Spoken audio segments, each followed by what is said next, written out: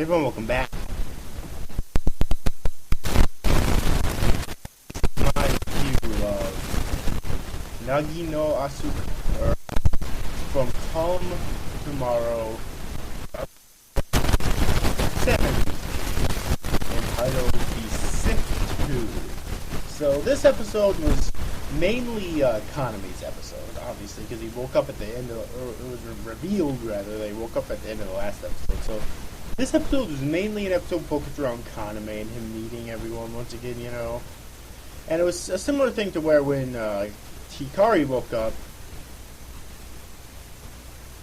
but Chisaki and actually Miyuna a little bit as well didn't want to meet him at first, you know, because both of them have a crush on him.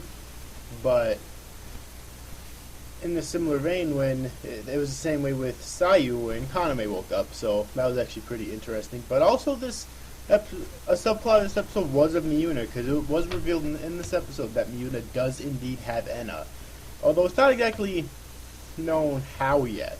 But I am glad they did decide to focus on it in this episode. Alright, so she does have Enna. She's able to swim perfectly underwater and breathe, you know, speak, what have you, perfectly underwater.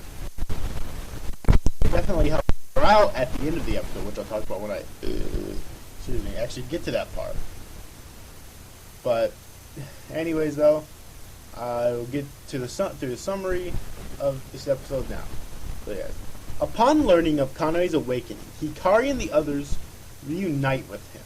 After being examined, Kaname moves to Tsumugu's house and becomes uncomfortable with how Chisaki and Tsumugu got closer.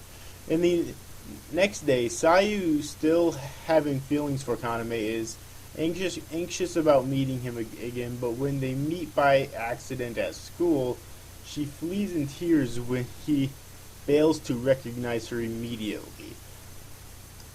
After overhearing Hikari talking with Kaname, claiming that he can't change anymore until he reunites with Monika, Miyuna has a fallout with Sayu, who decides to discard her feelings for Kaname for the sake of moving on with her life. But soon after, Sayu meets Kaname again and learns that he indeed recognizes her, much to her joy.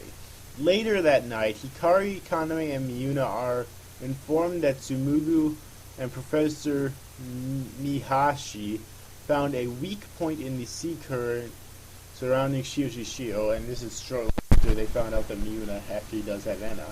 And the next day, the three dive in there in an attempt to return to the village, following the same sound Miyuna heard with her Enna, or when her Enna first activated.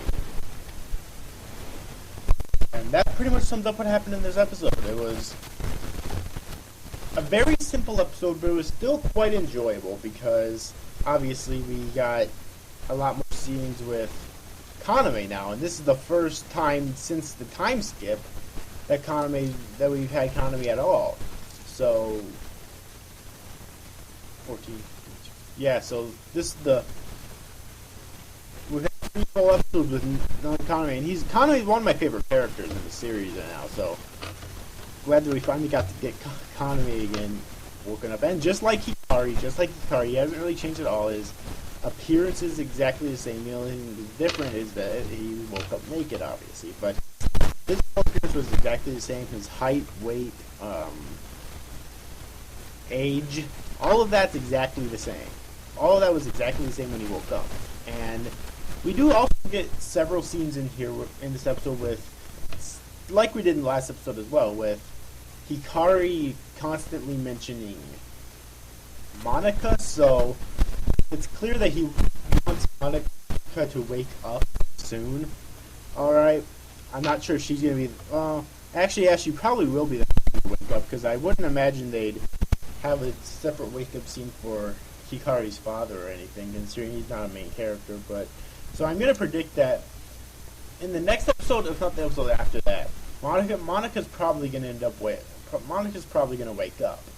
All right, and obviously she's not gonna change at all either, you know, because you don't change when you wake up from the sleep. Riku from Shio Shishio, obviously.